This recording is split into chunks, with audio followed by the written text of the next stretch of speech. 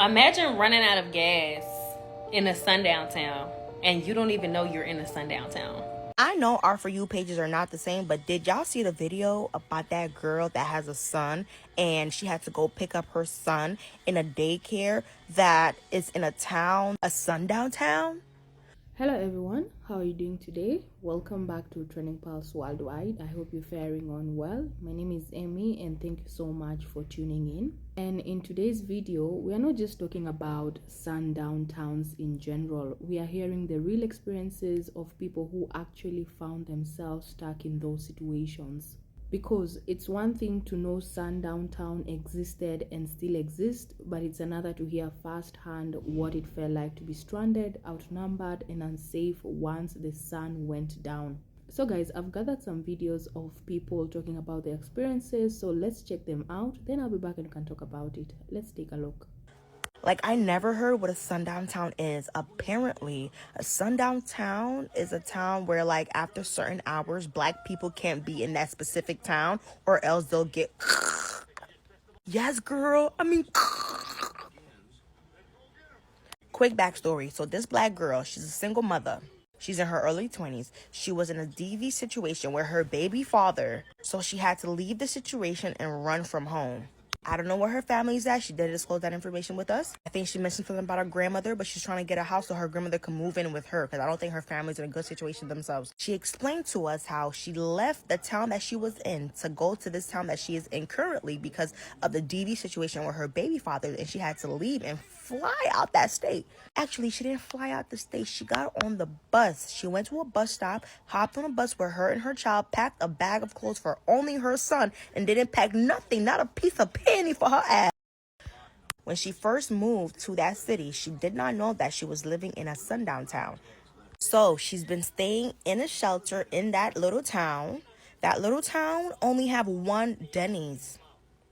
They don't have that much restaurants. Like, imagine a secluded area. Like, think of a Iota or like Iowa, like whatever the fucking Idaho or some shit like that. Think of like a secluded town where it's like one McDonald's and the McDonald's like miles away. Like, you know what I mean? The only way to travel is through Ubers and cars. Like, there's no bus stop. It's not like New York City. So she's in a town like that. And basically, that town is a sundown town. So, yes, she was on TikTok crying because she had to go pick up her son from daycare. So the Uber driver didn't want to wait for her to pick up the son from the daycare. So the Uber driver left her ass when the Uber was supposed to wait for her. She added a stop. The Uber left her ass. Because those people are racist. She's been through so much. She's been spat at. Things been thrown at her. She's been in situations that she was not supposed to be in. She's like, she doesn't go anywhere but to work and to the shelter and to pick up her son. Those three locations are the only locations she goes to because she's scared for her life. She's scared that when she's seen outside by white people in that neighborhood, that she may not make it to see the next day. And if you ask me if that's legal, apparently it so is.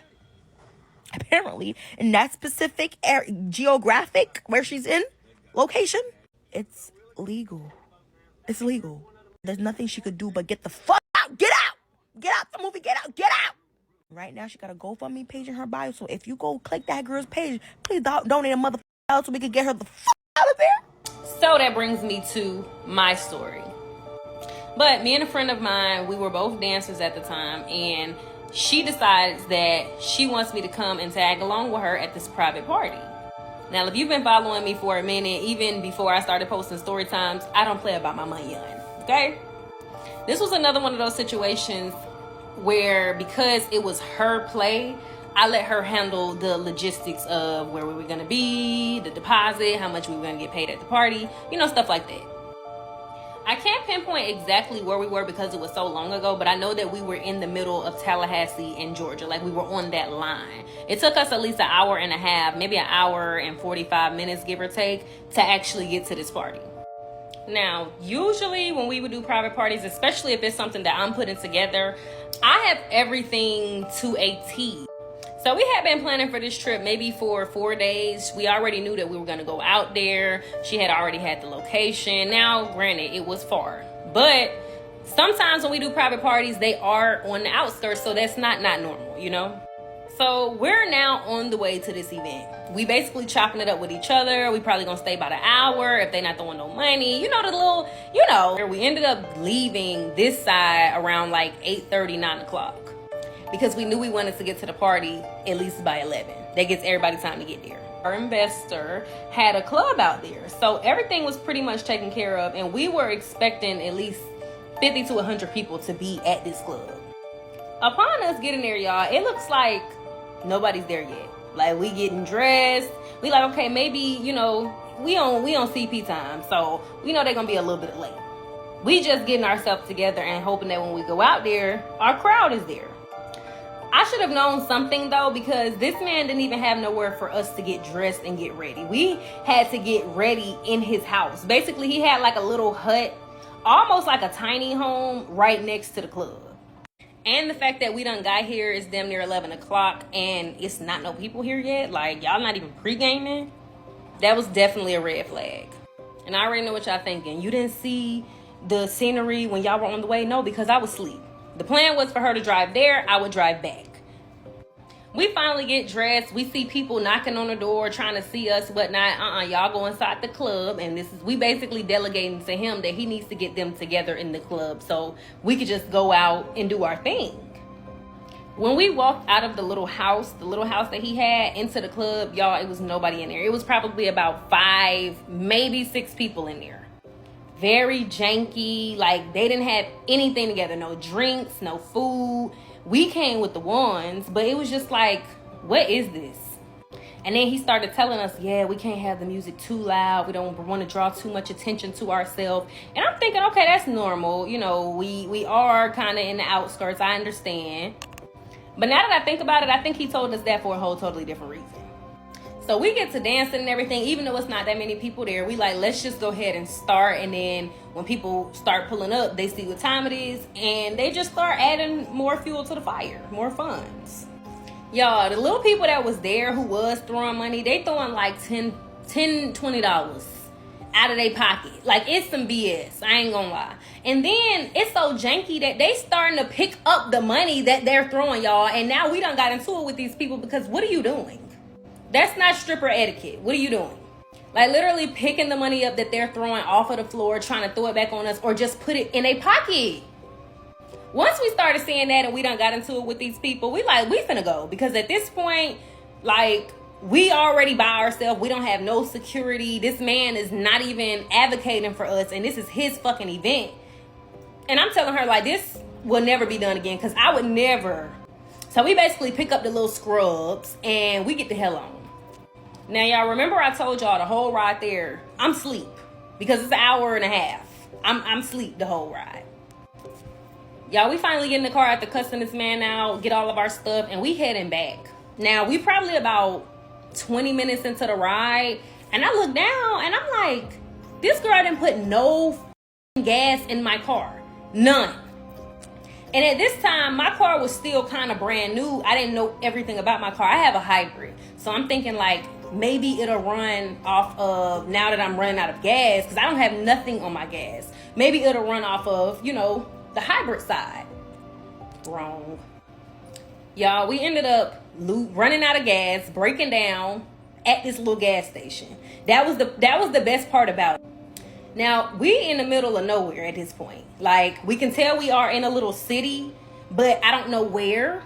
And it's like abandoned. Like, I'm so scared at this point. I'm looking around paranoid. We get to the door, y'all. The door is closed. It's locked. The shit ain't even it ain't even open yet.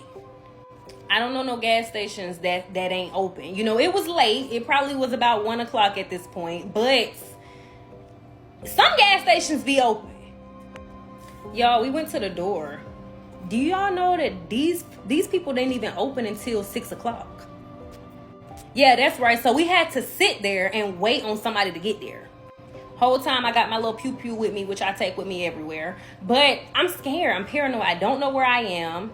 My car is running out of gas. I mean, it's done at this point. And all I have is me, this stupid girl that didn't put no gas in my car.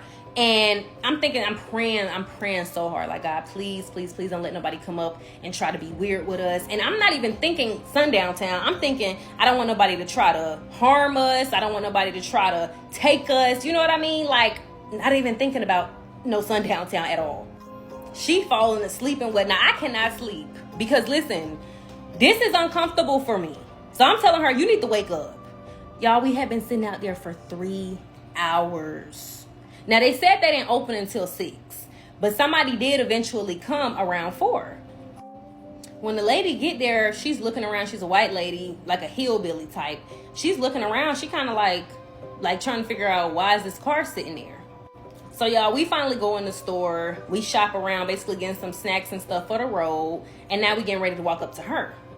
While we're checking out, she's like, what are you ladies doing around these parts? We let her know we had just came from an event. We're actually just passing through and we're on the way back home.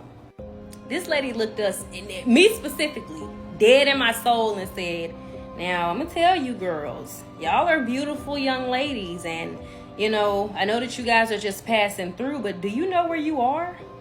I said, to be honest, no, I don't know where we are. Where are we? And she said it just like this.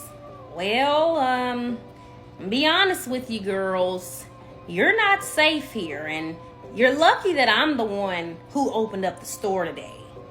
I wasn't even gonna come in to work today, but I decided I needed some extra money. She also told us, like, listen, don't stop nowhere else. After this, y'all ladies go straight home because I would hate to see something bad happen to y'all. And so that's it for me. You don't gotta tell me nothing else, girl. Thank you, bye. Here go this stupid girl. Well, what you mean? What you mean? What happened to us? She said, I don't mean to be rude, but they don't like your kind out here. Now, I'm not like them, but you might want to go head home, honey. Never the fuck again. Looking back on the situation, I'm so thankful and so blessed to still be here. That just shows how protected and covered I am. I'm definitely telling my story to spread awareness because we have truck drivers, we have people that are just passing through that have no clue and no idea. Be vigilant, pay attention, be on your P's and Q's at all times because you never know. Now, watching these clips, it's impossible to brush this off as something from the past because in 2025, sundown towns are still being talked about, still being exposed, and people are still warning others not to go there. And what really hits me is that after the sun goes down, Black Americans and Black people in these places aren't just unwelcomed, they're in real danger. And there are tragic stories of people being unalived, and the saddest part is that in many of these regions, it's treated as if it's perfectly legal. And the fact that we are seeing truck drivers and travelers posting warnings online says everything, and people literally telling each other, don't take that route, don't stop there. No amount of money is worth your life. That's how serious this is. And these aren't hidden places. These are towns across America where people still hold on to that mindset. And some of them are even being called white-only towns now. It's crazy, but it shows you that the system that created sundown towns never really disappeared. It just stayed quiet until people started shining a light on it again. And the voices we heard today proves one thing. This is not just history, this is still reality. And if you've never heard about sundown towns before, you might think this is probably exaggerated. But for the people who lived through it and for those still warning others today, it's life or death. So guys, that is what I had for you today. Let me know what you think about this conversation in the comments below. Drop your thoughts. I want to hear from you. And by the way, if you found yourself stranded after dark in one of these places, what would you do? Let us know in the comments as well. And before you go, don't forget to like, share, and subscribe for more stories just like this, because these are the kinds of truths that need to stay in the spotlight. Thank you so much for sticking around. My name is Amy, and this is Trending Pulse Worldwide. I'll catch you guys in the next video. Stay blessed and have a good day.